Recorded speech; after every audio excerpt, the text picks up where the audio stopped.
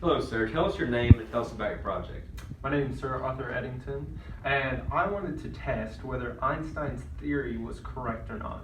He believed that light would be able to bend, and Newton, which was his opposition, believed that light moved in almost a straight path. And so I wanted to test and see which one was right or not. What were you guys trying to do or find? Precisely what I just said. Light is this crazy thing that some people, Einstein in particular, believed is relative, and Newton believed that there were certain laws that determined how light would move and everything. He believed that light would move in almost a straight path. It would only bend slightly. Well, Sir Einstein, he differed, and he believed that time was relative and that light wouldn't just move in a straight path, but it would bend due to so many extra fourth dimensional forces. And I had to test it. I had to determine who was right, because I like factual evidence and I needed to know. So I did the first experiment to test these two theories and see which one was right. And thankfully there was a solar eclipse, a total solar eclipse coming up, and we were able to test that, and it was just awesome, mind-blowing experiment. Where did the project or experiment occur? Well, I actually went to a remote island which was in the trajectory of the solar eclipse, and the name of it was it's kind of weird. It's like Principe. That's how I pronounce it. And I sent another team to Brazil because I figured if it was cloudy in my spot, we would have blown the entire thing and it would have been awful. So I sent another team to Brazil, which had possibly another angle. Well, they did have another angle of the solar eclipse. So if it was cloudy in my position, they were able to get it. And if it was cloudy in their position, I was able to get it. What other significant events were happening around the world at the time? During the time, World War I, was going around. There was fighting all over.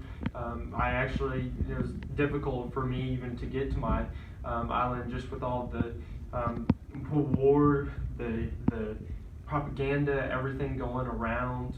Thankfully, the United States, we weren't too heavily involved at that point, but we were about to soon be, and so everyone was getting ready. Just to go over and get ready, so it was kind of chaotic just even getting down there.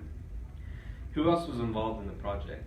Like I previously stated, I had another team of astronomers who were able to go to Brazil and help me out with that. But other than that, it was us, the couple scientists, and that was about it. What was your role in the project? My role was to collect data. I collected it earlier that year, about January, February, to see where stars were supposed to be, where their quote stuck location at that time, where they were going to be. And so that was my role at that point. And then during the eclipse, I actually recorded where the stars were or where they had moved, and it was kind of crazy because here, if you come over here real quick, I'll show you that what we found was that if the sun was here and a star was behind it here, that the light would actually bend around the sun, and we would see that the star was right here when in actuality it was right behind the sun. This helped prove that Einstein's theory was correct and that Newton, his was a little mistaken, because that light bent around the sun due to the sun.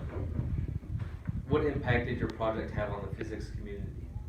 This helped prove Einstein's theory. He actually was not very famous at the time, but as soon as we published those findings, Einstein became an overnight sensation, and Newton's theory kind of fell down pretty low, and Einstein became such a huge influence on the physics community and just the scientific community as a whole. So we were able to help prove that and help elevate him to the position that we know and love him today.